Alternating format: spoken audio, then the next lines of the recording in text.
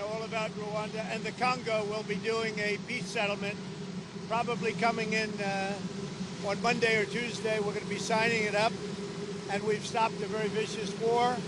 So that was an honor for me to be involved. I want to thank J.D. Vance for a great job, and also our Secretary of State, Marco Rubio, has done a fantastic job.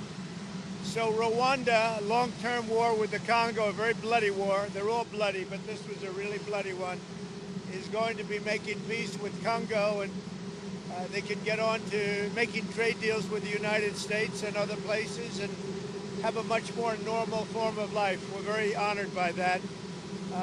As you know, we did a very great job with India and Pakistan, and we had India in. It looks like we're going to be making a trade deal with India. And we had Pakistan in. It looks like we're going to be making a trade deal with Pakistan. And it's a beautiful thing to watch. Serbia, Kosovo, likewise, they've been fighting for years. And as you know, we brought that one to a conclusion.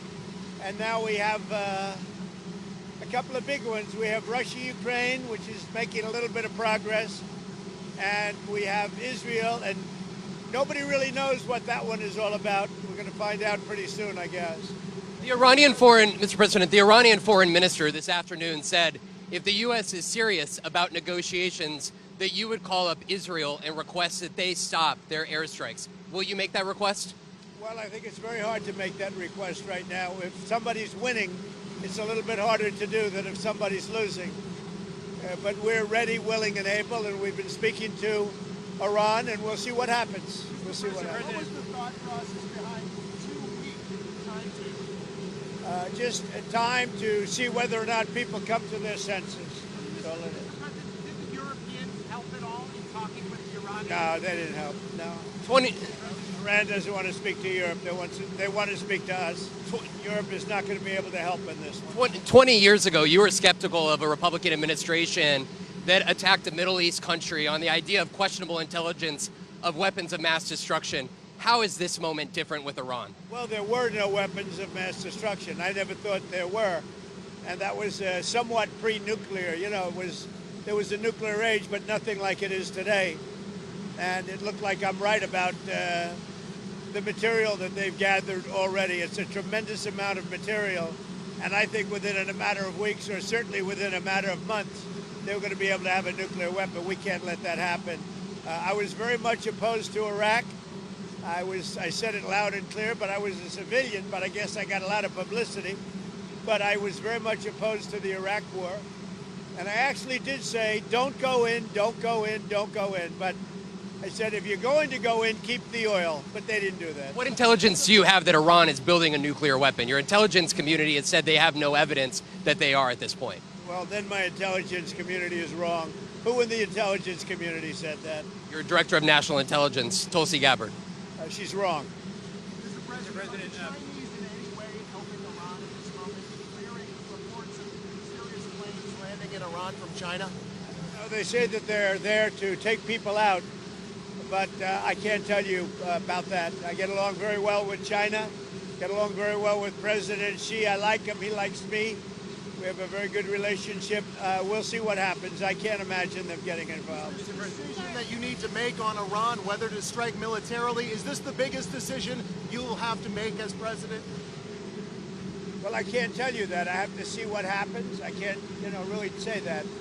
It depends what the decision is. But I wouldn't really be able to tell you that now. I'll tell you in about a year from now, maybe 5 years or 10 years from now. You never know about decisions. You never really know. Sir, would you support a ceasefire while the negotiations happen? I might, depending on the circumstances. Would you? It's very hard to stop. I will say this. It's very hard to stop when you look at it. Israel's doing well in terms of war. And I think you would say that Iran is doing less well. It's a little bit hard to get somebody to stop. Sir, Liam Cosgrove was here. Former Congressman Matt Gaetz threw out an interesting idea suggesting that if you were to broker a deal where nuclear inspectors go into both Israel and Iran, that you could win a Nobel Peace Prize, and they might even rename it the Trump Peace Prize. Did you hear those? What do you think of that? Well, they should give me the Nobel Prize for Rwanda, and if you look, the Congo, or you could say Serbia, Kosovo, you could say a lot of them. You could say I mean, the big one is India and Pakistan. I should have gotten it 4 or 5 times. I should get it for the. I would think the Abraham Accords would be a good one too.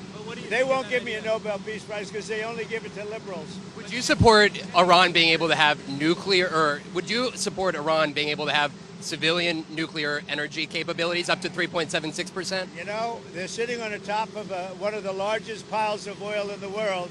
I just don't know why they need that for civilian work. You know, it's one thing for certain countries to say, hey, I want to have a certain amount where I can go nuclear a little bit because we need it for electricity, we need it for air conditioners, etc.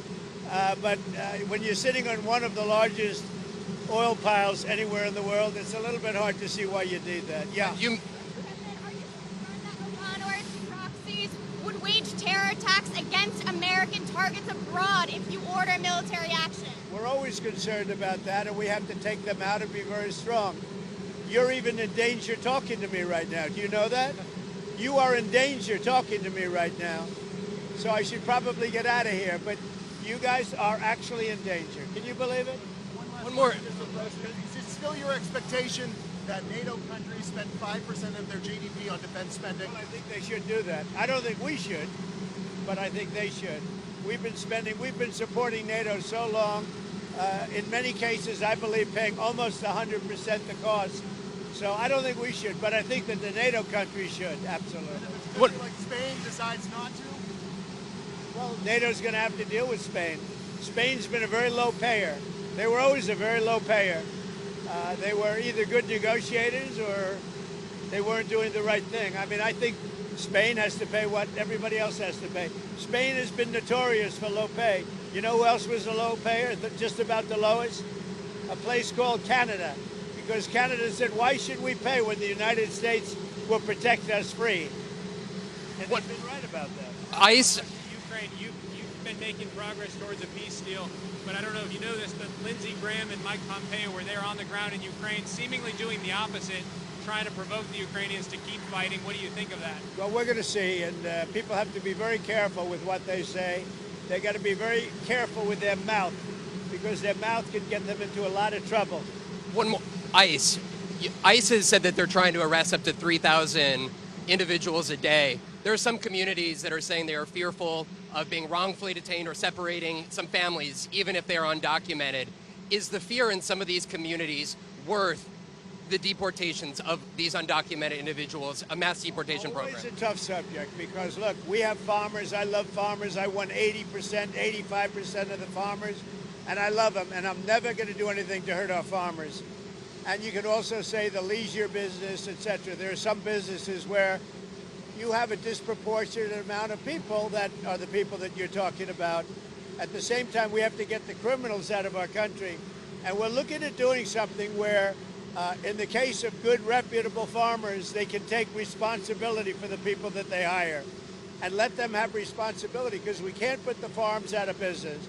And at the same time, we don't want to hurt people that aren't criminals. Most of the people that came in over the last 3 years under Biden, I would say probably 3.5 to 4 years, those people, you have a lot of criminals, you have a lot of, I mean, we're looking at that very closely. You've had people that have worked on farms for 20 years. It's very hard to go in there and say, you know, you're coming out. But we're going to let the farmers take responsibility. They're great people. They'll do it. They know the good and the bad. So the hard part about this is not like a normal war where people wear uniforms. They don't wear uniforms. But we have murderers that came out of the last 4 years. We have murderers. We have drug lords. We have people that we don't want to. We have prisoners. They emptied out Venezuela and many countries. They emptied out their prisons into the United States. We have to get those people out. But we have stone cold murders, 11,888 murders. We've already gotten a lot of them out of here, but we don't want them. So we have to be careful. But I never want to hurt our farmers. Our farmers are great people. They keep us happy and healthy and fat. Are there other cities that you're going to try to replicate what you've done in Los Angeles? Well, I mean, we had a big victory last night in the Court of Appeals with respect to Los Angeles, but really the country, where Gavin Newsom, who's really an incompetent governor, he's just doing a terrible job between his fires, between all the houses burning down, his forest fires, and now Los Angeles. If we didn't go to Los Angeles, and the sheriff admitted it, he had no control. He would have lost control. We saved Los Angeles by having the military go in. And the second night was much better. The third night was nothing much. And the fourth night, nobody bothered even coming. We put out that fire, and we did a great job of it. He sued us for going in and for helping him. We went and helped him. Right now, you'd have Los Angeles burning to the ground. Largely, it would have already been destroyed. So do you think deportations Mr. should... President, to be that of a peacemaker? Do you worry that striking Iran would change that? Always a peacemaker. That doesn't mean sometimes you need some toughness to make peace, but always a peacemaker. Can you win in Iran without ground forces? Say it? Is an aerial campaign in Iran enough, or do you need ground forces? Well, I'm not going to talk about ground forces. The last thing you want to do is ground forces. Does Iran have 2 weeks, or could you strike before that? Are you essentially giving them a 2-week timeline? I'm giving them a period of time. We're going to see what that period of time is, but I'm giving them a period of time, and I would say 2 weeks would be the maximum. Mr. President, do you think deportations should focus on criminals or all the people who are here illegally? Should start focusing on criminals, and that's what we've been focused on. Very bad criminals, dangerous criminals. But Stephen Miller said to go out and arrest every person who's here illegally. He's told ICE to arrest everyone who's here illegally. Do you agree with Stephen that? and I have a very good understanding. He's a terrific person. We have a great understanding. Mr. President, if there is an attack on U.S. assets, will you promise to conduct a full investigation and make it transparent with the American people before blaming Iran for such an attack? Well, if there's an attack, we'll know almost immediately with modern equipment who made the attack, and those people will be very, very unhappy. Prime Minister... And I want to get you people out of danger. You're in danger standing with me. One more. Prime Minister Netanyahu said that they had the capacity to take out all of Iran's nuclear facilities. So what role would the U.S. be able to play, and why would they, if Israel says that they have all of the abilities, their own military? I'm not sure he said that, but they really have a very limited capacity. They can break through a little section, but they can't go down very deep. They don't have that capacity, and we'll have to see what happens. Maybe it won't be necessary. Maybe it won't be necessary. Would you like to see Congress pass a bill that bans child transgender surgeries? Well, I know they're talking about it, aren't they? Huh? We're going to have to see how it comes to me in what form. Certainly, it's been something I've been talking about also. Okay? Thank you. Thank you, Mr. President. Appreciate it. Thank you, everybody. Thank you.